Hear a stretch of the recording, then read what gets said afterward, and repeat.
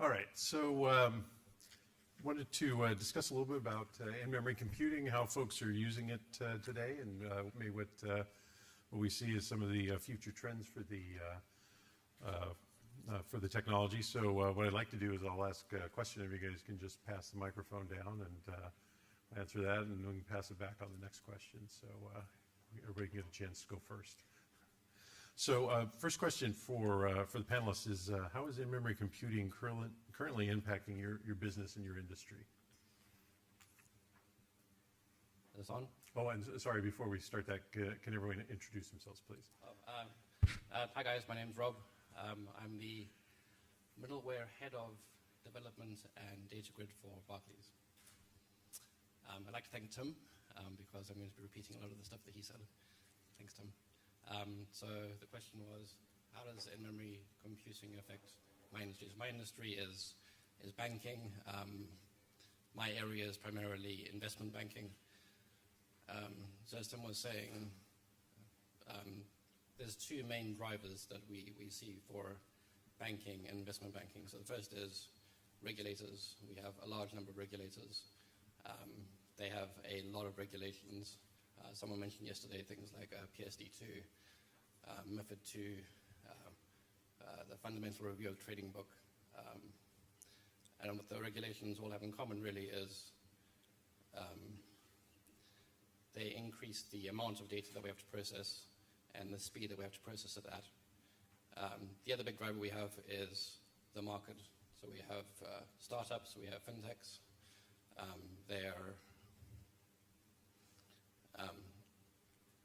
They're constantly improving and challenging the way that we do business. So this is forcing us to do things at a faster scale. And really the only way that we can deal with these challenges is using things like in-memory computing. Hello, yes, I'm Chris Goodall. I run a consultancy business and a separate software development company. Don't actually have a particular industry that I work for. We work across a number of different sectors. One that we've had a lot of business within recently is the travel sector, and that's been quite buoyant, I guess, with in-memory compute technology. We've developed a solution for a big hotel accommodation provider, and I think for them the key benefits that that's delivered has been the ability to sort of migrate from old legacy technology that's written in old software such as Visual Basic 6 and lots of SQL that's messy to sort of extend and enhance.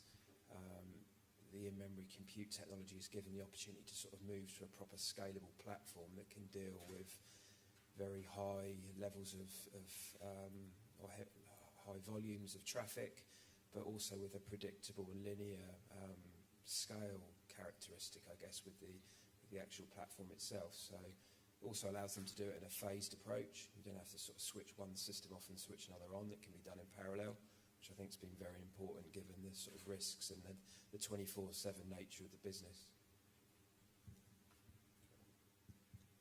Hi, I'm Sam Lawrence. I'm the CTO and co-founder of FSB Technology. We do sports betting. We build software and we run it and operate it and white label it for partners. Sports betting as an industry has really transformed over the last, I guess, 10 or so years, and primarily it's data which has transformed it. The volume of data that comes through and the detail in the data has driven a real change in the kind of product that you can offer as sports betting. It's gone much more towards in-play, which is betting when the actual events are online.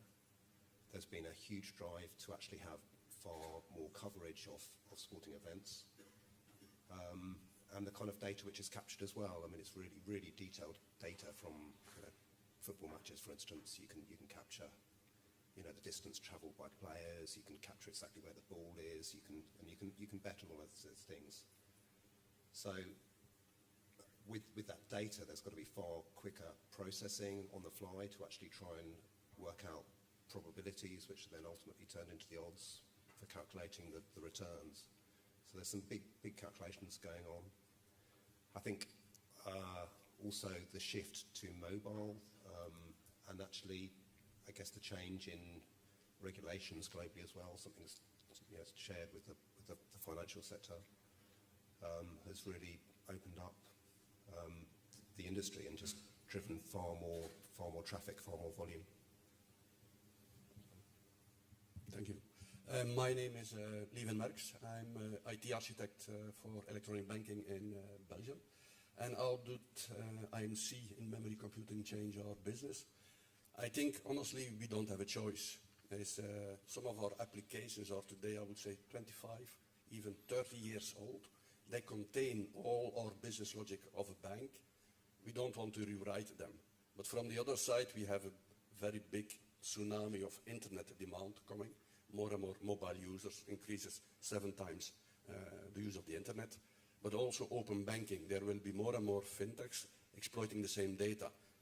And while our legacy applications were vertical scalable until a certain limit, we have reached that limit. So the only thing we can use today is a kind of ring fencing, that kind of technology, that kind of investment within memory computing.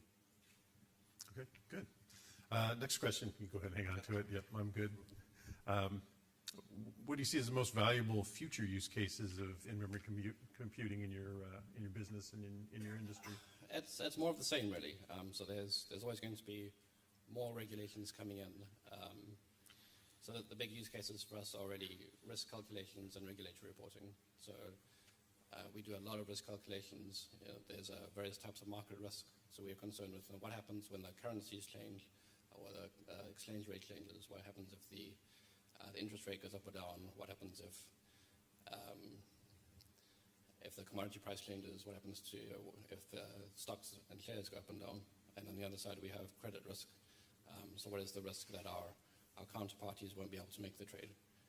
So that's very complex calculations, and regulators are pushing us constantly to increase the rate at which we make the calculations and the accuracy of those calculations. So it's the case today, and it's going to be the case in the future. Yeah, I think in addition to sort of hotel accommodation providers, I can see a shift towards maybe the flight scheduling and flight calculation providers, so those that provide data around that in a sort of traditional format at the moment. That's probably going to be a good sort of use case for scaling things up significantly. I just think just the general growth in sort of online search and traffic in the whole of the sort of travel industry is going to need or require a radical overhaul of the sort of technology platforms that underpin a number of the sort of big providers that are out there at the moment. So I think there's plenty of scope there for in-memory computing to sort of really improve performance, but at the same time dramatically cut costs of hardware. At the moment, the sort of model is just to throw more hardware at the problem, and that's expensive. And I think, as we've seen in sort of other tracks sort of yesterday, the performance improvements that have shown that there can be some dramatic savings in the data center by using this type of technology. I guess a lot of the discussion has been about these big transactional platforms and the kind of the core engines, which is, from the sports betting point of view, the thing which is taking the bet and settling the bet and the bit at the heart of it all. But as an industry, sports betting has seen a lot of third parties enter who provide lots of different types of services. So, taking the data, providing pricing services, providing statistical information, doing KYC, like fraud checking, and all those different services need to join up. And I think that they're all different points that could benefit from a lot of the learnings which have come from the kind of issues that the really big bits in the heart of it all have had to overcome first. I think that a lot of that knowledge will start to seep out to all the other providers within the industry as well. Thank you. I was a bit triggered by the picture that Tim showed a moment ago, how banking was 1,000 years ago. It was a lot of face-to-face contact. the one who was doing the trade with the person at the other side. You know what the other customer needed, what products did you already have, what could they need. I think for 980 years it didn't change, and then came the internet.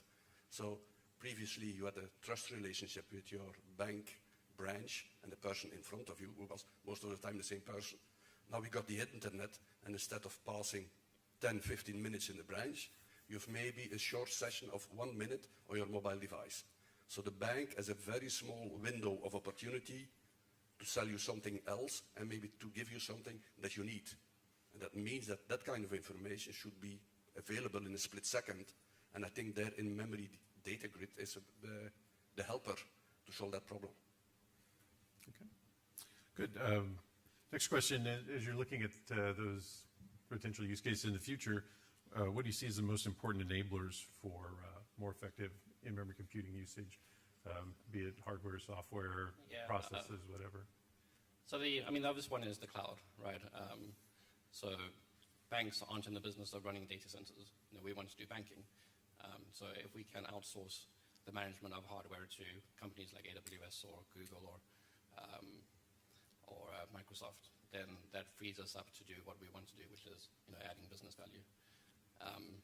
But in terms of process, there's kind of like two things which are in contention. So what we want really is we want tools which are powerful. So we have a large amount of data, we have very short time to process that data. So we want tools which are powerful enough to do that. But that comes at a cost of complexity. And complexity is a killer. Any time that you spend learning how a tool works, any time that you spend writing XML is time that you're not adding business value. So we want power, we want simplicity. Yeah, I think I'd echo the cloud point, having sort of spent a considerable amount of time on the last projects in terms of sort of getting AWS infrastructure in place and also comparing that with Azure and realising, particularly with Azure's case, that was sort of in its infancy in comparison to AWS in terms of the way that they were supporting that architecture. It was quite difficult to sort of do sensible comparisons and get benchmarks. So I think having improvements in those areas would help in terms of people adopting grid computing, but also probably, I suppose, from a more technical, low-level point of view, your applications need to support sort of an event-driven architecture, I think, in some respects. I think without that, it's quite difficult to really exploit the benefits of the grid. So it's just factoring in, I guess, the effort that your development team would need to do to sort of expose the data that's required to feed the grid on an intraday basis to force those updates and those recalculations. Enablers, I think the networks are going to make a difference here. I think at the moment the networks are going to be they're going to become the thing which is the bottleneck. I think processing will get faster and faster, but still people are going to demand to have redundancy and a distance with redundancy as well. So back up into data centers which are a distance away, and that takes time. I think already we're probably slightly held back by networks potentially. I mean, it's for the volume that's out there, I know that there's more data that could be transferred, there's more data that could be processed. I think often people take a decision about just how much data should be sent. I think if the networks are far quicker, that people might start to send all of it and say, here you go, just store everything, process it later. Just as an anecdote from this morning, I went and tried to print my boarding pass from the front lobby on the printer, and it said email to this email address, and I did, and then I got an email back saying, please note that a print job may be delayed by slow email delivery or slow internet. And I'd already had the email back telling me that, so I guess it was perhaps there's another email telling me that the printer wasn't working, which hadn't arrived. I don't know. I think also another enabler is just down to developer and understanding. I think that this kind of computing is quite a different mindset. So I think that needs to filter down. If you think about like OO type programming, it's very much having data structured with methods against it, rather than thinking about lots of data lakes, lots of data and the processing over all that data. I think that that's quite a change in mindset and thinking about things like, you know, partitioning and replication of data. I mean, there's lots of concepts which are quite tricky to grapple with. I think that there's things that just really need to filter down before that becomes the norm. And then I think that, you know, this in-memory computing will really start to propagate. So what are to me I would say the enablers for in-memory data grid and memory computing? I would say first and foremost, good people. People that understand how this technology works. They know how to tune this kind of software to make it performant. Because it's a very powerful technology, but if you have people that really understand how it works, know what data co-location, affinity and all that stuff is, they can abuse the technology and you will be worse off.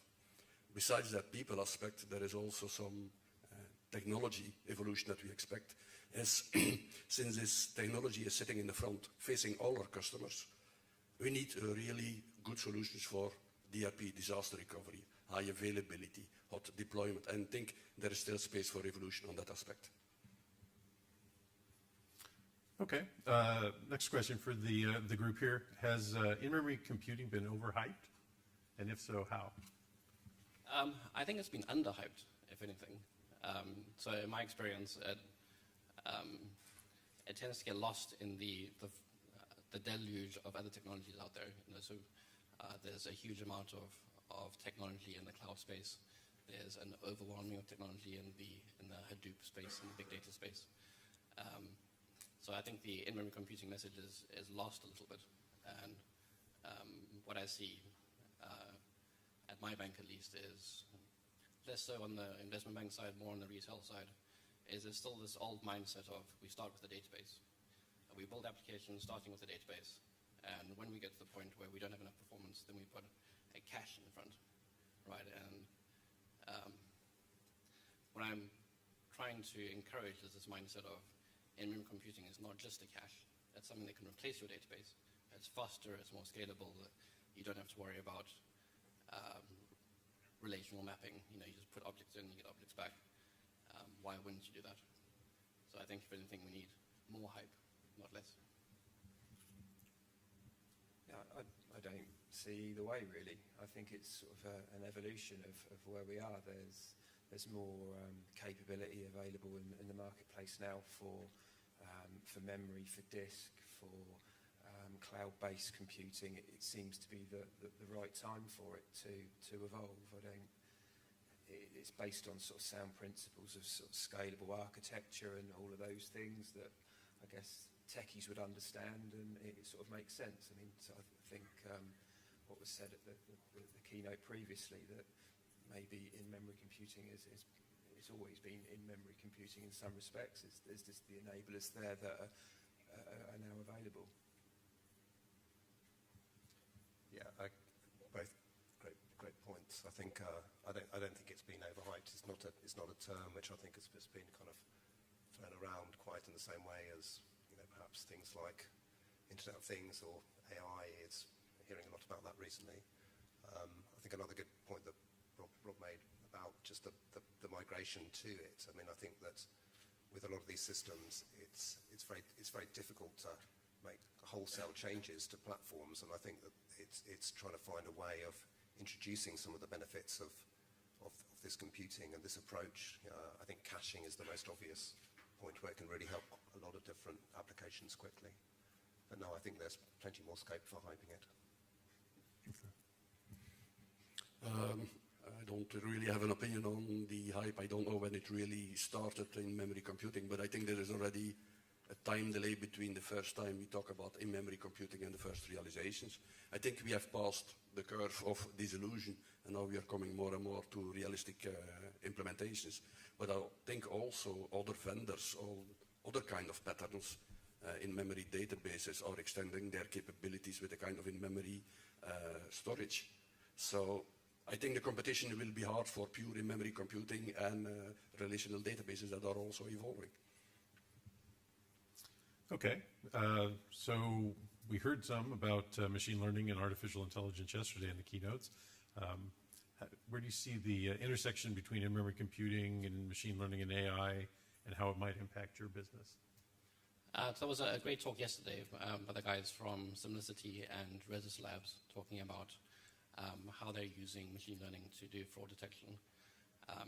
So this can be extended to things like insider trading detection, stock market analysis, anti-money laundering. Something which is more topical these days is terrorist financing. So it's something that we as banking have to be very aware of. Where is the money going? Where is it coming from? And using things like machine learning to help us detect that is a very useful tool. On the AI side, AI is very useful for automation. I see the rise of online bots, where you log onto your bank and you have a virtual assistant that will help you. It knows everything about you, and it can make intelligent recommendations and do trades or transactions for you. And all of this obviously is more data and has to be instantaneous. Yeah, I sort of think it's probably the speed of which these events can be processed and acted upon, and sort of underpinning sort of complex event processing. Not really got huge amounts of experience in the AI space, so I guess that's probably where things would develop. It's more around, I guess, the speed of operation and having the ability to process huge volumes of data very, very quickly in real time. I think with the adoption of some of this AI patterns, I mean, there's a lot more readily accessible sort of off-the-shelf analysis type that can be just dropped in for different types of systems. I think that's really helping it propagate. But I think that there's probably a much deeper level of AI which requires a far greater understanding than just dropping a prepackaged algorithm on top of data. I think and I hope that this first phase of using AI really kind of leads to that really detailed knowledge which is required to build some of those systems. I know the company where I was previously, we did online games, and we wrote bots to play backgammon and various games against people, and that had a lot of complexity. I mean, it was amazing, fascinating what it could do, and that they could really get these game playing engines up to the same kind of level that a lot of the professional players would play at, almost to the point where as a business I think it really sort of stopped a lot of the demand in the games, because it just meant that the bots were too good. I think that within sports betting, there's a lot of people doing a lot of work on the actual the punter side, the people placing the bets. There's a lot of people working their own patterns of trying to look for edges, trying to look for ways of getting